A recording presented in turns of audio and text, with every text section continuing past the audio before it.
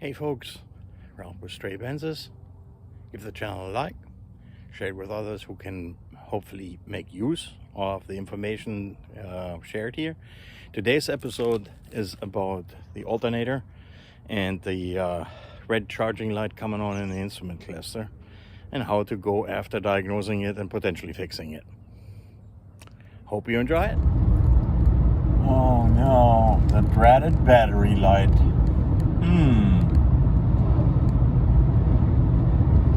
Something is that needs fixing.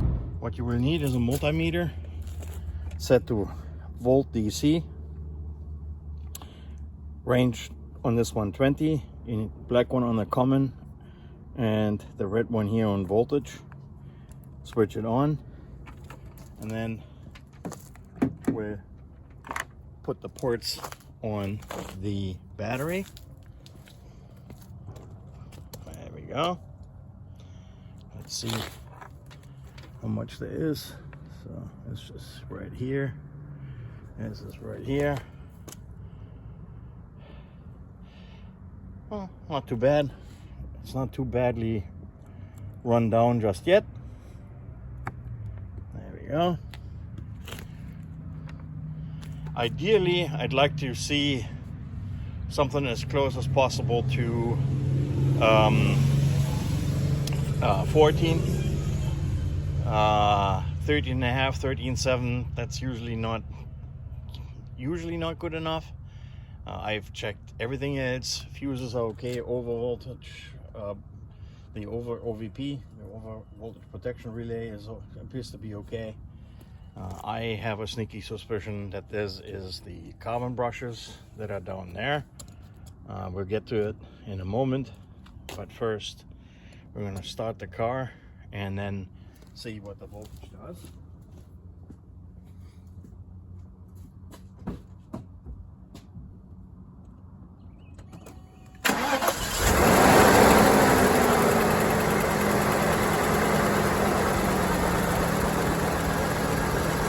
Yeah, that's not really, it's not really great.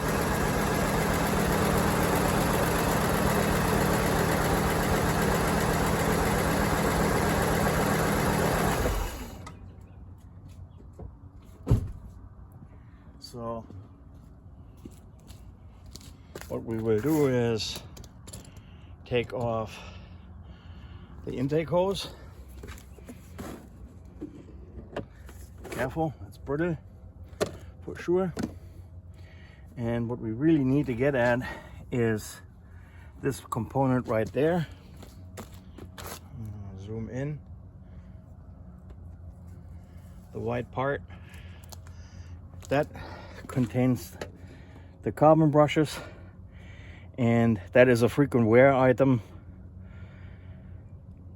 I mean, some of them can make it 100,000, but 70, 90,000, yeah, it may be possible that they're worn. So the next thing is actually we're going to have to disconnect the battery. Usually choose the negative. Otherwise, there might be some sparks when we take this part off because the alternator is hot. So that's a safety advice. And in order to take the screws off, oddly enough, on this one here appears to be 1/4 inch. Don't know what that is all about, but we're going to take that one off here next. So what I have found is this one. It looks a little off. And one side is more worn than the other, so that's not good. This is one that is still in good shape. I don't have a new one. A new one is coming. This is one out of another alternator that I know worked. So we'll install this one and then we'll see if that was the problem. And that was not it. So we need to hunt on the cause for it. All right, so here we are. Got ourselves a refurbished alternator. A couple of things that you need. At 24 for the original lock nut up on the alternator. At 22, if you get one of the refurbished alternators, sometimes they don't have the same size. You definitely need a size 13 box wrench or socket. Same thing with a 17 millimeter. And the objective is we're going to have to loosen up this mount, the tensioner, and we're going to take this bracket off. Before you start any of that, take the black cable off the battery. Yes, I know you will have to reprogram seat memory and your radio and all of that, but you do need to disconnect it because otherwise there's a hot 12-volt contact plus on the alternator, and that's going to be some firework if we don't do that right. So here we go. We're going to tighten or loosen the bolts, take the belt off, and then try to remove the brackets. So here I took this nut off, got this all loosened up, got the belt off. Now I'm going to try taking this little screw with this bracket off so I can get the bracket completely off. Not quite sure that I'll be able to get the bracket bolt off. We'll give that a try anyway.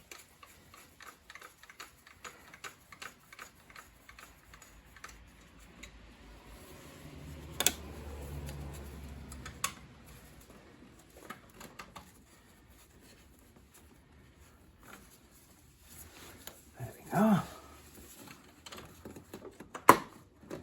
Yeah, I was afraid of that. So we're just missing that frog hair. That might not come off, but maybe we'll have more luck with this one. At least might have to move the fan shroud a little bit in order to get this bolt out of there. So last but not least, we need to move this bolt here.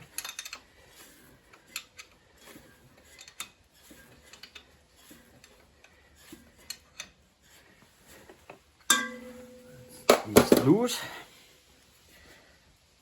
and that one's already at least. Yep, there we go. Got it.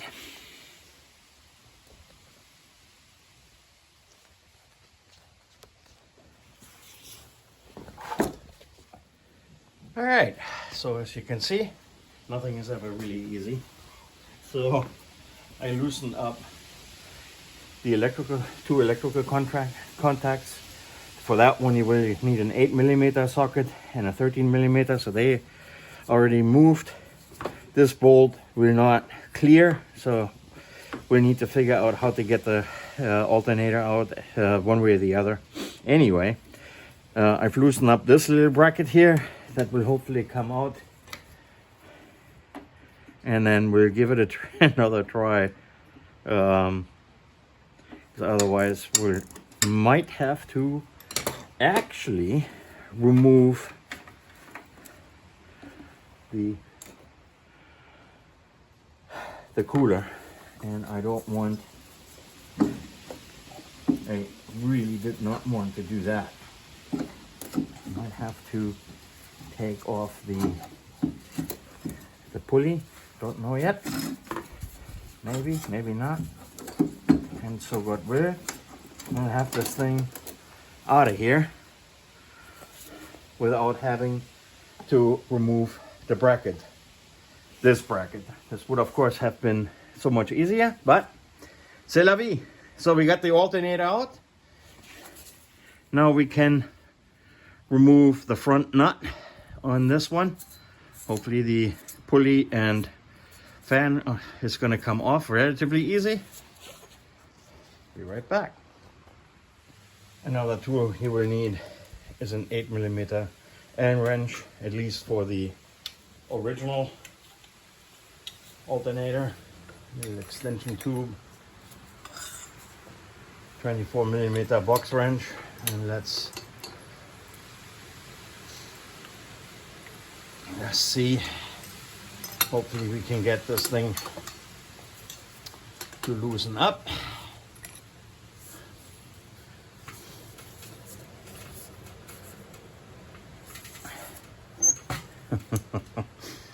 And as usual, this one will take a little bit of convincing. Sometimes just hitting the nut here with a solid punch sometimes loosens that up enough. So we'll do that next. All right, let's give this one more try.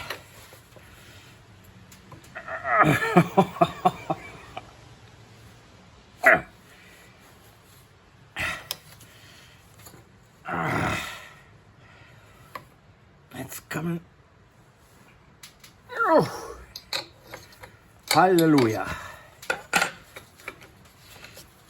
Oh.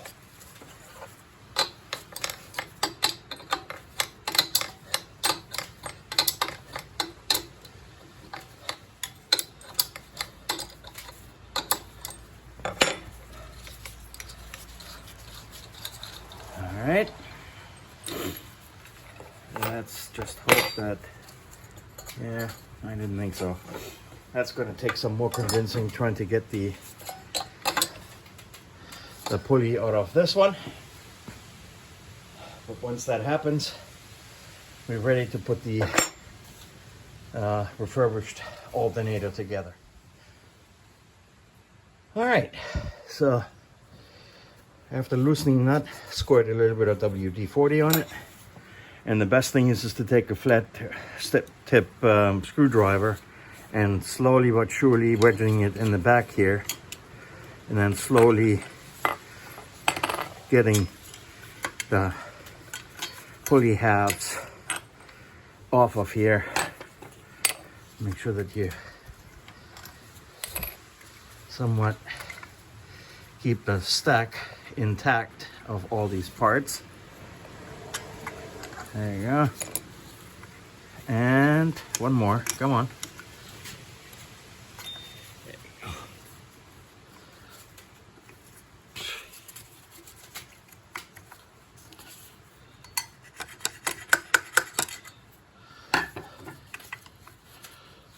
Sometimes the Woodruff key.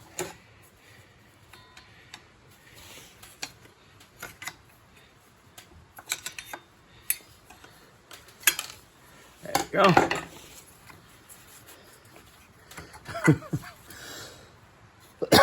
All right, so I'm going to clean that up.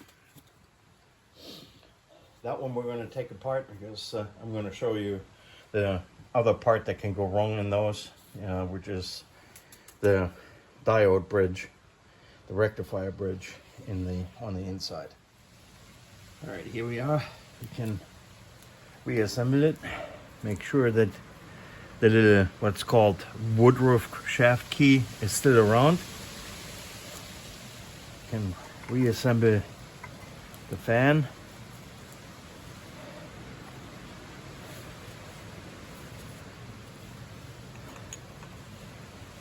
This part. And now it gets trickier.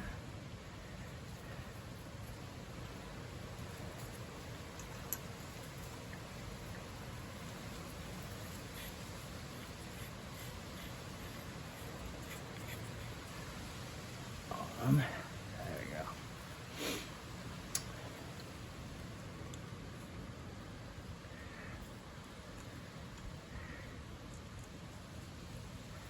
That is such a small little finicky part.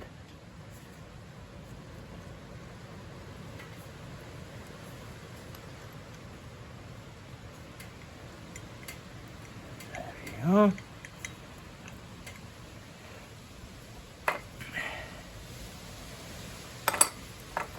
Now the two pulley halves. So, had to make a small correction to the stack up. Now, the pulley halves, the distance spacer, make sure that the pulley keyway lines up. Locking washer. All right. And now realize that the original one had a end head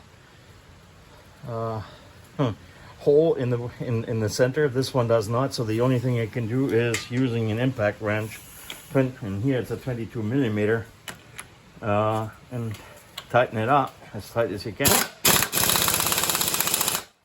you go.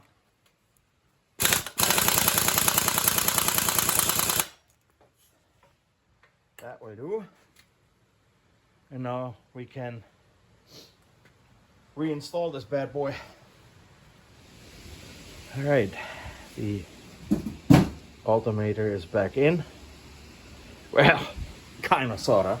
Now is a good time to put the electrical connections back together.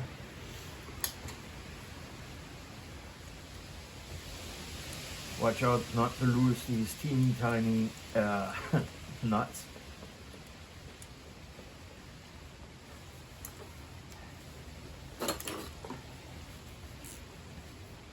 That would really be a bad thing. This is an 8 millimeter here. And then just to set the 13 is going to follow. You get that? There you go.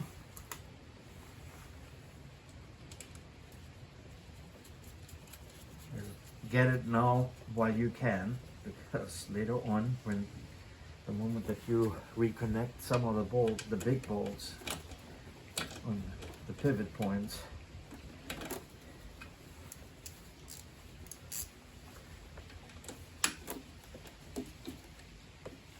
we go. And heaven forbid, don't break these brittle vacuum lines.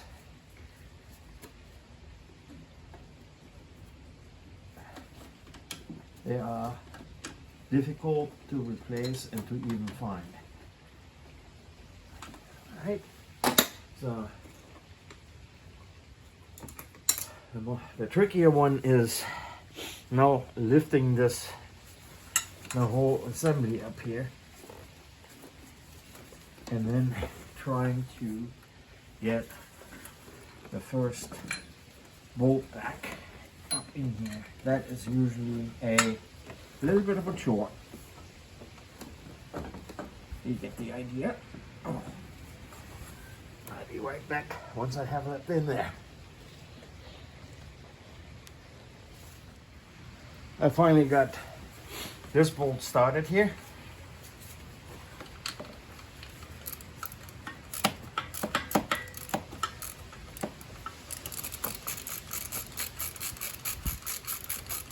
This kind of ratchet comes in handy when you have a tight space. You want that. There you go.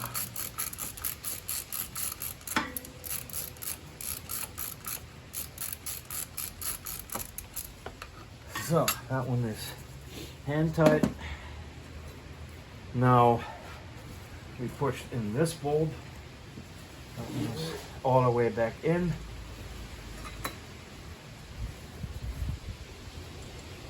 Loosely put this all back together again.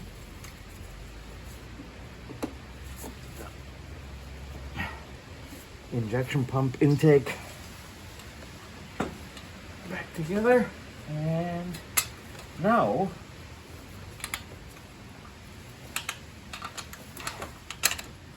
I'm putting this one back on, and not to forget the bed. All right. big washer missing. There we go.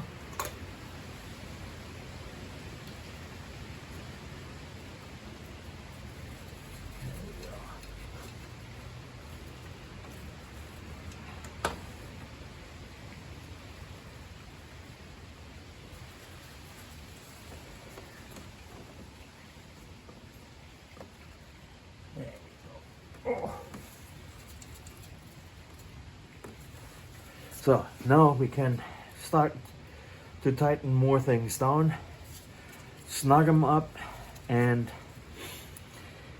don't forget to tension the belts. Be careful with this nut because that one has the tension mechanism on.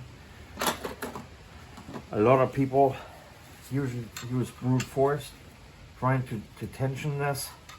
That's not really necessary because if you do, it's usually too late.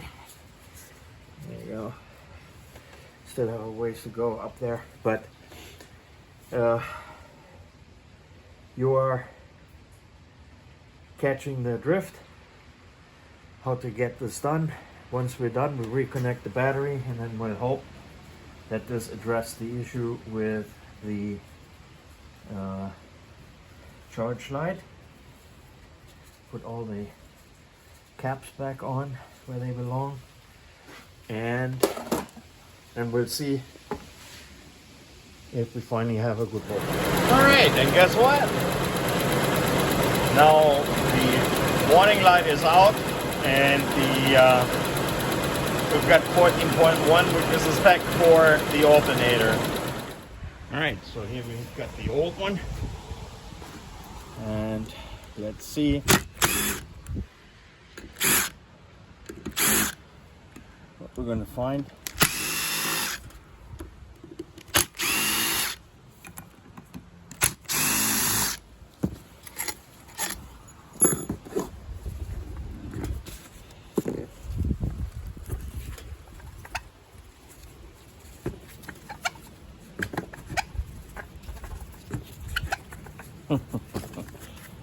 Sometimes it's more difficult than others to get this part off. Yeah. That's the camera.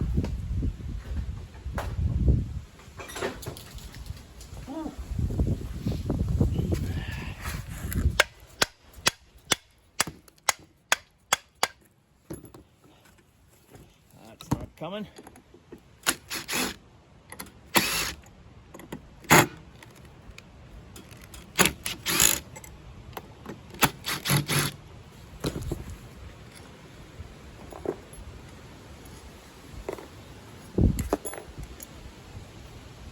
See, that's the trick.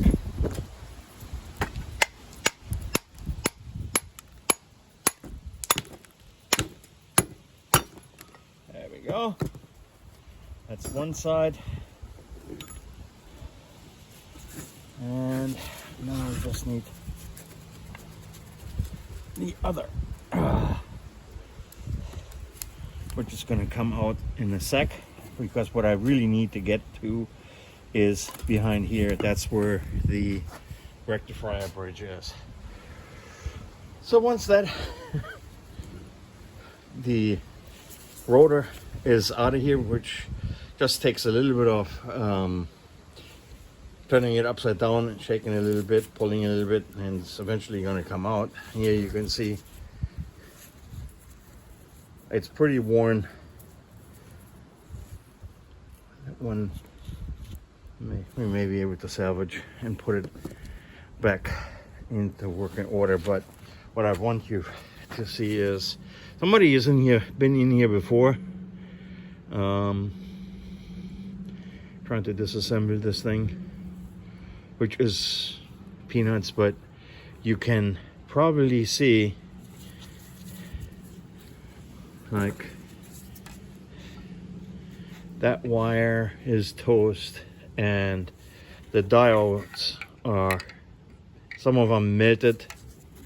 They're not completely busted. Ah, there's one right there. So when that happens, And again, 9 times out of 10, it's the brushes. That's a 5-minute job, really. But when that dreaded charge light comes on and stays on, it's most likely this rectifier bridge. There are sources where you can get these. They cost around $15. It's, as you can see, there's no rocket science to this on tearing it down and putting it back together, but it's all about trying to get parts. But that is the whole reason why this one had all kinds of electrical gremlins, but in the end it was the dreaded charging light that had come on. All right, folks, another episode of Stray Benzes is right behind us. Give the channel a like, share it with others who may be able to salvage their 201, 124, 123, 126, even 140, 129, and 107s too have pretty much the same alternators on there, and they all work the same in that the charge light comes on just the same. And as I said before, the brushes sometimes can get you like a little farther, but most of the time it's the rectifier in the back of the alternator that has gone bad, and then you're going to end up having to replace it anyway. Give the channel a like, share it with others, and until next time, bye-bye.